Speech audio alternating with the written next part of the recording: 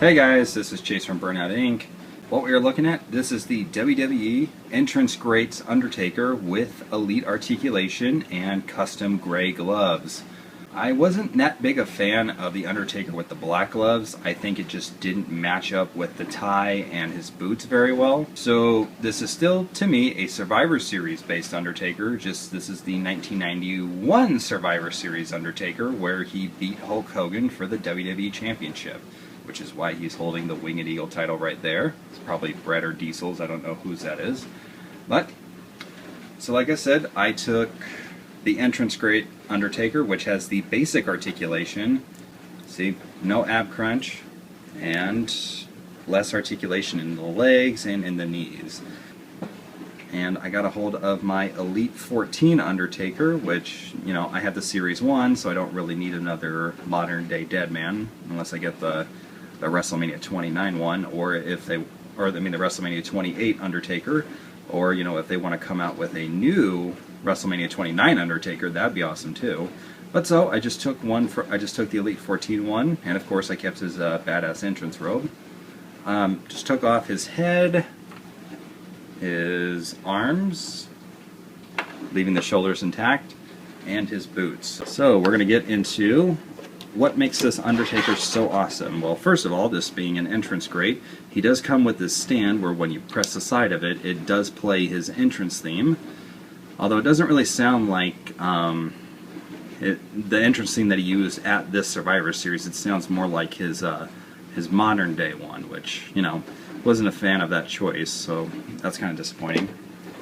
And the battery's out on it too, so I can't really play it anyway. So yeah, this Undertaker, I absolutely loved it. The hat, unfortunately, was a little warped, and I tried heating it up and reshaping it, but so far to no avail. I love this head scan, absolutely awesome. I wasn't too big a fan of the yellow eyes, but I have to say, they are just really creepy, and they just add something to this figure that no other Undertaker has, so I've gotten used to it.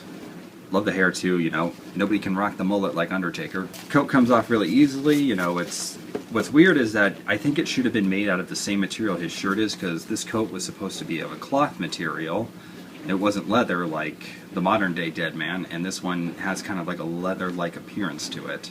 But, you know, it's a lightweight material, comes off really easily. It doesn't, you know, look like it's open all the time. Like, if anyone ever had the Toy Biz Sting from WCW, I had one of those, and his coat, it was made of this kind of material but much thicker stuff, so it always looked like it was open like this, and instead of, you know, closing up like this, how Undertaker's coat does. So I am glad that, you know, the coat can close up a little bit. Love the tie. Has this stretchy material on here, same as the you can't really see it, sorry, but it's kind of the same material that the Elite Scale rings use on their ring aprons to stay on. And he's got a cloth shirt, which, you know, you take it off with the Velcro. And he's got his singlet underneath, or his wrestling attire. So yeah, what I ended up doing was, because this being the Elite 14 Undertaker, I had to shave off his shoulders, and you can still see some of the tattoos up here, but it's covered up by his shirt, and you can see them here on the neck too. Like I said, they're covered up by the shirt and the tie, so you can't really tell that they're there. But if you take off the tie, and you put the shirt back on him, because he did wrestle without the tie, you don't want to give somebody else something to grab a hold of and choke you out. You can't see the tattoos, and you can't see the little parts that are left on his shoulders as well, so it covers up perfectly nice. Other thing too, like I said, I wasn't a fan of the black gloves, so I decided to paint on some gray gloves to match his boots, and I think it turned out really, really good. So what did I ended up doing? This is kind of like a little tutorial too, if you want to copy it. What I did was, I have this stuff here. It's the Army Painter color primer, and this is a flesh tone based primer. I got this at Games Workshop. It's a place called Game Haven where I live. And what I did was, took off the hands, then I took off this part of the glove, because this is actually a separate piece from the mold. I took all of these off, so I had 4 parts going. So I just sprayed them with the primer over there, let it dry. I base coat it in Testors Model Masters Acrylic Flat White, and then I made sort of a little concoction. Once that was done, I took the Testors, I also took some Citadel, you know, just gray, just your standard gray, and I mixed them together, and I got a nice gray going, but with the base coating of the white on there, it was really, really bright. And you'll notice too, if you look at the pictures, there's kind of like a bit of a yellowish tint to the Undertaker's gloves. So what I ended up doing was adding some Model Masters Acrylic Tan to the mix.